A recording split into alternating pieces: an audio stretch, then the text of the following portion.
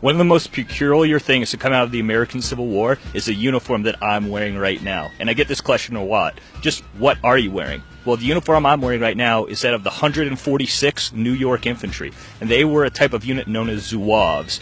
Zouaves were soldiers from French North Africa. They were classified as light infantry, and they fought for the French army in the early 19th century.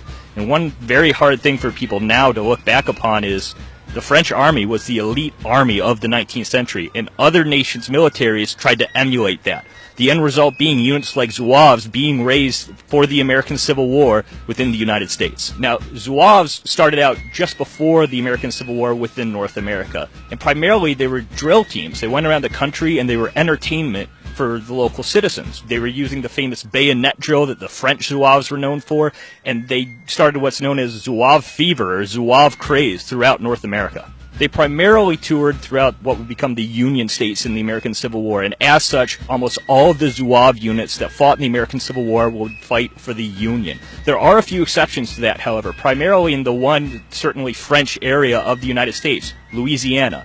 The Louisiana Tigers under Major Robideau Wheat are going to fight in the early battles of the Civil War, but are going to fade away as they take heavy casualties and are unable to replace their uniforms.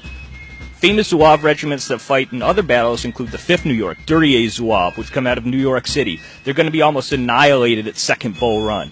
Some of those men will transfer into the 146th New York Infantry, of whose uniform I'm currently wearing. They will fight here at the Battle of the Wilderness in Saunders Field, while they're charged across the field behind me into these woods and desperately try to break through the Confederate lines. Ultimately, though, they'll be almost completely surrounded and have to pull back. There's going to be a wide array of Zouave uniforms. Not every single one is going to be identical. Each regiment, and sometimes even companies, have different uniforms that are very distinctive for that particular unit.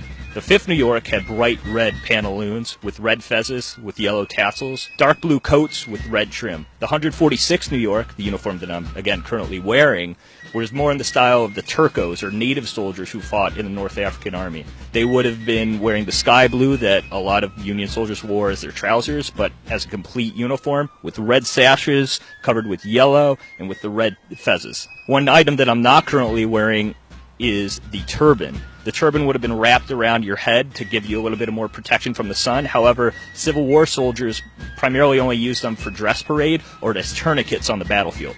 This is a very, very hard uniform to get used to wearing. However, the soldiers who wore it tended to be very much in favor of wearing it versus the standard uniform of the Union Army.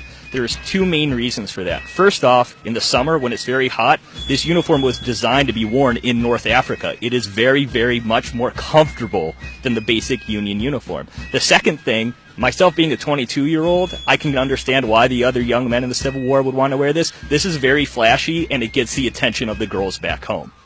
A lot of people would think that the Zouave uniform was an early war craze that died out. However, you still see Zouave units fighting throughout the war. The 146th New York started as normal federal infantry with your dark blue coats, but they changed over to Zouaves based on how good they were at drill as well as their actions in battle. And many units would change over to Zouave uniforms based on their performance in the war. In fact, the last casualty of the Army of the Potomac at Appomattox Courthouse would be a young Zouave serving in the 155th Pennsylvania Infantry.